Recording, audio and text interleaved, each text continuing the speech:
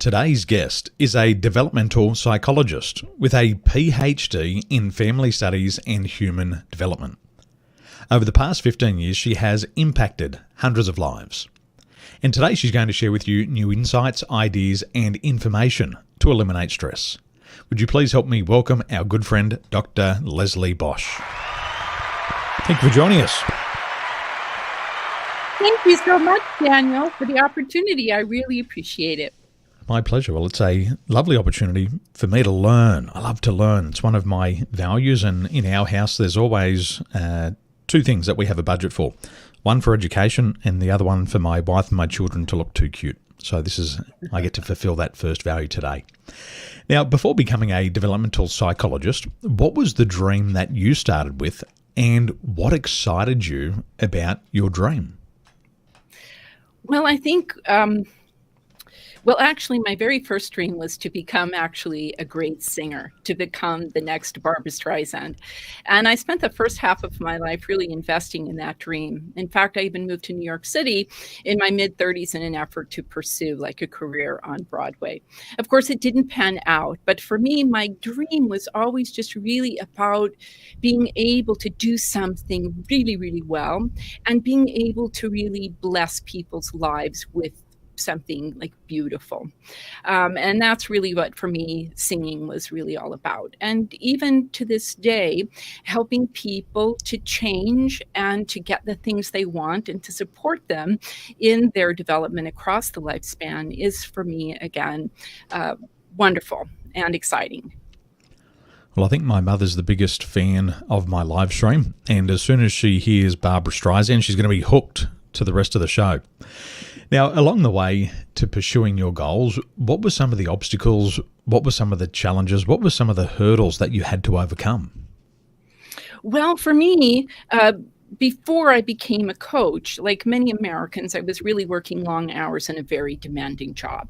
So for me, a lot of when I really started to find these obstacles was trying to figure out how to manage my stress. I really didn't know how to do it. In fact, I was making a lot of the typical mistakes. I was eating lots of junk food. I wasn't exercising. I was sleeping poorly. I was tense all the time. So I was arguing with my husband. And heaven only knows I wasn't making time to have any fun. So I really didn't realize it at the time, but I was inadvertently trading my well-being, my health, and my personal relationships for success in my career. Sounds like a common story I think we're all a little bit guilty of. I remember during COVID, I woke up one day and I looked down and I went, oh, that's not my body. I think I've been sitting here too long in the same place. And it can really creep up on you. You know, I was Absolutely. 42 the other day, and you quickly realize that, wow, I went through my 30s, I went through my 20s so fast, and have I done exactly what I've wanted to do with my life so far? It's an interesting journey.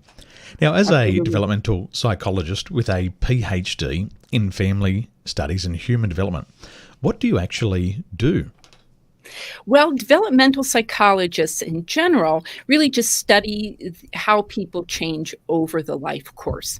So for me, as a coach, as a National Board Certified Health and Wellness Coach, when I'm helping people really to sort of minimize the negative effects of stress so that they can improve the quality of their health and their well-being, essentially, I'm really thinking in terms of where are they in the life course? What specific developmental challenges are they facing? And how can I best support them in successfully achieving those developmental challenges? For people who have developmental challenges and they don't overcome those challenges to growth, what are some of the consequences of that left unsolved? Well, yeah. So that can be a lot of unhappiness. A lot of people, I mean, as developmental psychologists, we really do recognize that there is a thing called arrested development. And sometimes people really do get stuck at various stages in the, sort of arc of their lives. And it can be very helpful to sort of know what some of those overarching challenges that you can expect to face are, and how to go about managing them or meeting them, because it can help you to, get it done faster and easier. And when they're going through that period, do you feel that maybe they have a lack of self-awareness and they're actually doing a lot of work, but they're working on the wrong problem? Do you ever see that? Yeah, sometimes that can be what it is exactly. Like, people just aren't quite aware of where the problem is, like where they're getting hung up. And usually, it does usually have something to do with beliefs about who they are or how the world works or what they can expect from others that simply aren't helping them. They aren't functional. They aren't workable. And usually we need to find these beliefs, because a lot of times we learned them when we were very small children, and they can be very difficult to surface. So we really are kind of looking to try and see where those, as it were, ties to the past are, so that we can let them go.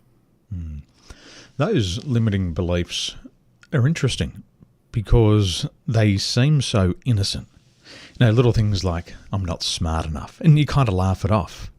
I'm not old enough, I'm not young enough. And we hear all these things that are innocent, and sometimes we hear them in our families. Oh, mum says bugger bum shit poo, I'm not smart enough, I'm an idiot. But these things, they have to be absorbing into our neurology. If we're seeing it, if we're hearing it, we must be adopting it. And I believe that there's ways to overcome it, and there's definitely some big benefits to overcoming those limiting beliefs. So in your opinion, what are some of the benefits of overcoming those beliefs that limit people? Well, I think, much like what you're saying, the world can open up for you.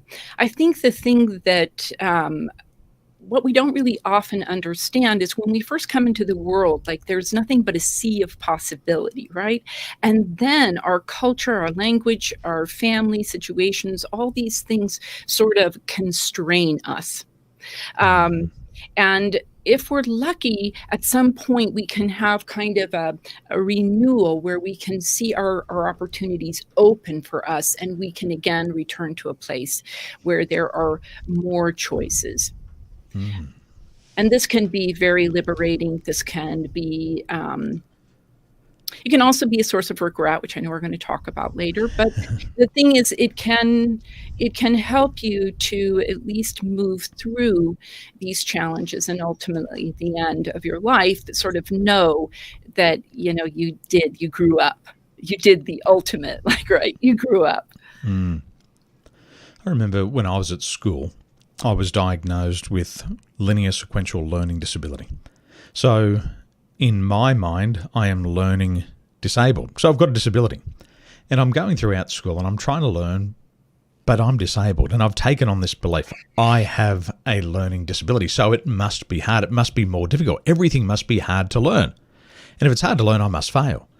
And so I dropped out of school at age 17. And then when I had an opportunity to learn, I felt like I had an inner conflict, because it was like I had this angel on one shoulder that says, Daniel, you love to learn. And a moment ago, I said one of my values is education. And I love to learn, but this other devil on the other side says, but you're learning disabled. You're going to learn and you're going to forget it all. You're going to learn, it's not going to work for you. It's going to work for them, but it ain't going to work for you. And so for many years, I had this inner conflict. And then I found myself even justifying my inability to learn and even identifying it. And I was having exams when I was with Emirates Airline, and I'd fail, and then I would run my old pattern. Well, did you know that when I grew up, I had a learning disability, and it was really hard for me to learn. And for me to be able to learn, I had to have a teacher sitting beside me, and I would tell them what I wanted to say, and they'd write it down for me. Is there a possibility I can get some help around here? And the manager would say, well, Daniel, we're so sorry, but we believe in you. You're one of our top performers. You've got a bright future. And all of a sudden I started to get significance for this problem. And I thought, this is fantastic. Now I'm getting rewarded for it. And then I'd go back and sit the exam and get 100%. And I'd go back to my manager and I'd get the round of applause. Well done, Daniel. We knew you could do it. You're fantastic. You're great. And I thought, this is fantastic. Look at all this. Get all this attention for this limiting belief that I'm not sure if I even have anymore. And so for me, I was trapped in that.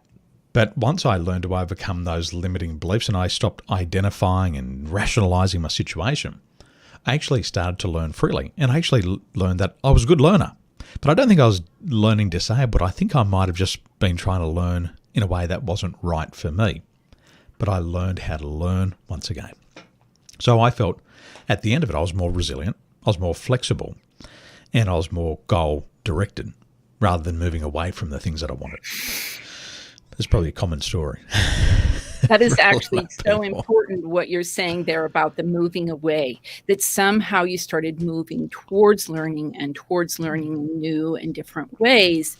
This is really what came over, changed things for you.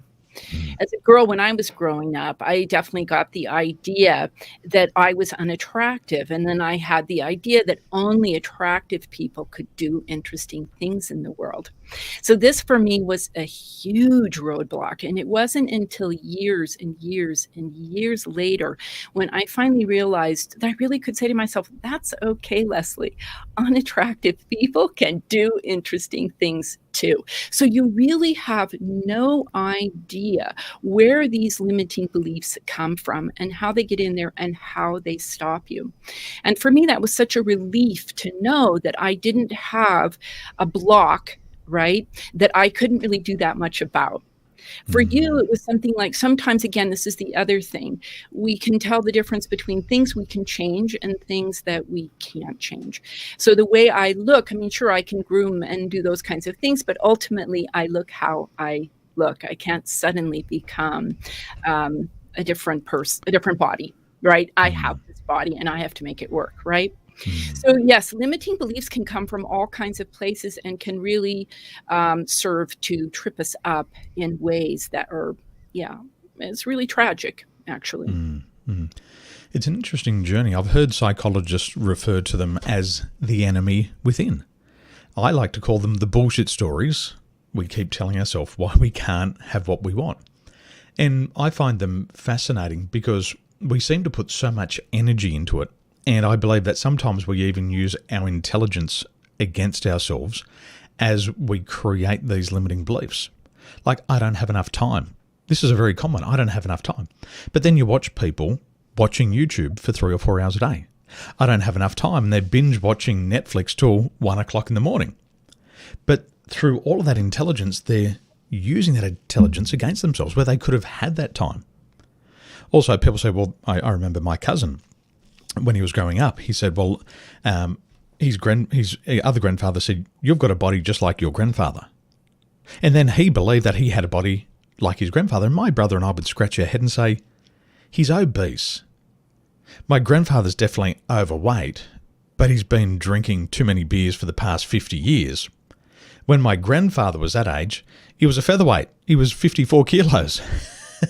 But my cousin was justified that he had the same body shape.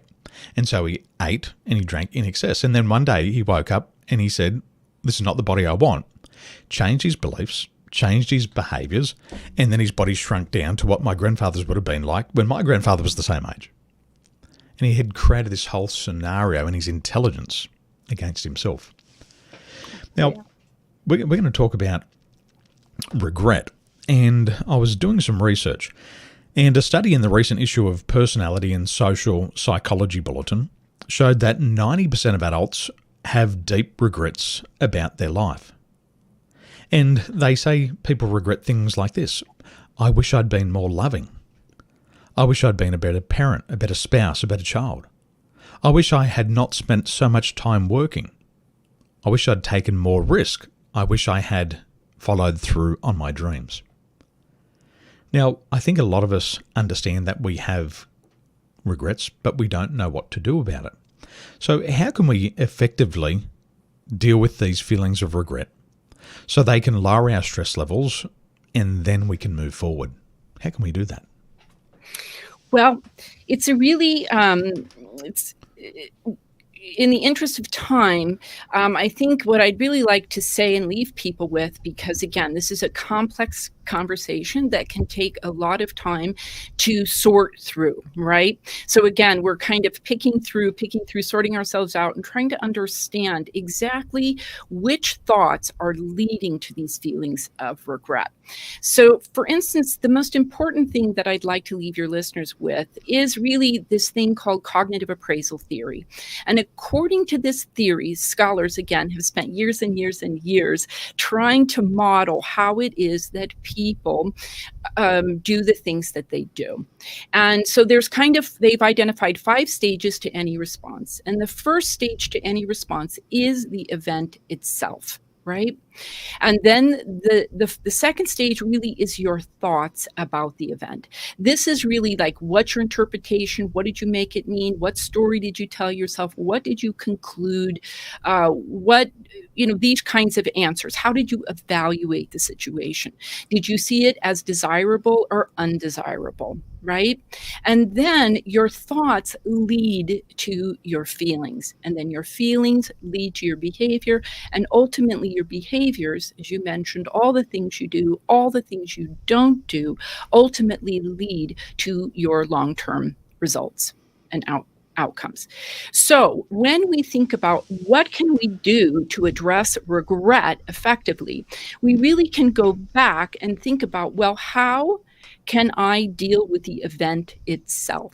In this case, we could use strategies that are associated like with risk mitigation. We can do our due diligence, we can do informed consent, we can think through all our options, we can hope for success, plan for failures, we can be very strategic, right? In the second case, with regard to what's happening for most people who are feeling regret about things that they did in the past, this has to do with how they are interpreting those events or those consequences. And this is what's leading to feelings of regret. Does that make sense? It does. It does. I had an experience, and it triggered an experience. I was in real estate, and there was a belief that nobody ever sells on this street. So I'm driving down the street and I see one of a competitive real estate agent's car parked out in front of another house. But all of a sudden it triggers this thought in my mind that nobody sells on this street. However, my head and my gut were in conflict. My head was saying, Daniel, nobody sells on the street. But my gut, my intuition was saying, there's a house for sale. And then my gut started to say, Daniel, stop the car and start to door knock. Go and find out who it is. But the head says, forget about it. Nobody sells on the street. Nobody sells on this street. So I kept driving, but I was in that conflict between the head and the gut. About a week later, I drove down that street and the house was for sale. And my whole world come crashing down because I had adopted this belief from the other agents that no house sells here. And so that feeling of, maybe I'm wasting my time, this thought nobody's selling leads to this, why even bother? Just keep driving home, go home, get back into your comfort zone, you'll be fine. But then the inner conflicts came up, and then the negative self-talk even doubled later on. You idiot, you knew it. You didn't listen to your gut. You should have stopped. That could have been 10,000 for you. You could have got the sale. Somebody else is going to sell. And then the chain of events, the domino effect came through. That house sold. The one next door went for sale. The same agent got it. The one down the street sold. The next agent got it. But I seem to have this inner knowing, but I went against my own inner wisdom. Right. And that is sort of, again, you were perceiving it in terms of a loss. Regret is always perceived in terms of a loss. Like regret emerges when we perceive a loss. So in this case, you perceive the loss of the sale, the loss of the 10,000, and then later the loss of the 10 again and again and again and again, right? So the compounding of that. And you can bet that feelings of regret will intensify if we also imagine that there's nothing we can do in the present or in the future, basically to rectify that. So in this case, you could have mitigated some of that regret or addressed it by saying, great lesson I learned. So what's the gain? I learned not to violate not to believe the realtors, because of course they want me to stay out of the game. That's why they say it. So they discourage me so that they can get it, right? For instance, right? Or we say, I'll have another opportunity, and in future, I won't violate my gut. I'll get out, I'll make the calls, I'll do the things, right? So if we can begin to look in terms of the gains, the lessons that we learned already, we can begin to feel that emotion shifting. We can begin to start thinking, oh, I'm really interested. Okay, how could I do that? Okay, what could I do differently? We begin to feel hope for another opportunity, for another day, for another chance at getting it, right? So we begin to shift with those new thoughts, we begin to shift the feelings that emerge from those thoughts. Does that make sense? It does. It does. And I'm thinking it now, even though I had that experience, it's interesting. You get this inner wisdom, you get these knowledge of learning, but even we're talking about the actions here. Still, I could have gone and knocked on the doors, but I didn't. Even with that new knowledge, I hadn't processed it. I could have knocked on the next door. I could have knocked on the next door. I could have done it, but I didn't. So we do regret these things, and I believe that for us to move forward, we have to be free from the past. And everybody's got at least one or two things that they regret. And I've heard famous people say, I have no regrets. Well, in my opinion, there's always a regret. There's always a shot that we didn't take. There's always an action that we failed to take. And sometimes those things linger, and we tend to punish ourselves for it. Nobody else punishes ourselves. I believe we do the punishing ourselves by replaying it over in the mind, and we keep adding another chain or another link in the gestalt, and we start to relive it, and it gets harder to overcome in the future. For those people who say, you know what, I've had enough of the past, I'm ready to move on, what can we learn from your website, and where can we start on your website? Well, if people are really interested in working with regret, they can go to the resources tab, and under the resilience category, under resources, under resilience, they can go there, and there is a whole blog, including an ebook there if you scroll down until you look, I think it's a few pages down, for the post on regret. So this is a great place to get that information about how you can deal with regret. I think you're going to have to go one page over at the bottom there. But what I really encourage people to do is really just book a free, there it is right there, How to Deal with Regret, continue reading. And there's a huge blog there that has lots of information, including my ebook. Again, I encourage people to book a free, 20-minute consultation with me. I love, it's right there, the green tab, the green button. I love to meet new people. I love to talk about the challenges they're facing, and I love to provide them with resources. And if coaching can work for you, then we can talk about that too. Well, I believe that all world champions have a coach. And I've never met a world champion who hasn't had a coach. Every time I watch a football game, a cricket game, a golf game, a car racing game, well, I don't think they call it a game, it's a race. Everybody's got a coach. And I believe that people have a coach because they want to become the best version of themselves. So if you want to become the best version of yourself, head over to boschintegrativewellness.com. Here's the website. Click the green button and schedule in your free 20-minute consultation today. Dr. Leslie, thank you so much for being here with us today. Any final thoughts of wisdom before we leave? Well, I think the biggest thing is, you don't need, if you are finding yourself mired in feelings of regret, you don't have to stay there. Definitely find somebody that you can talk to that can help you to release these feelings and get going in the direction that you want to get going in.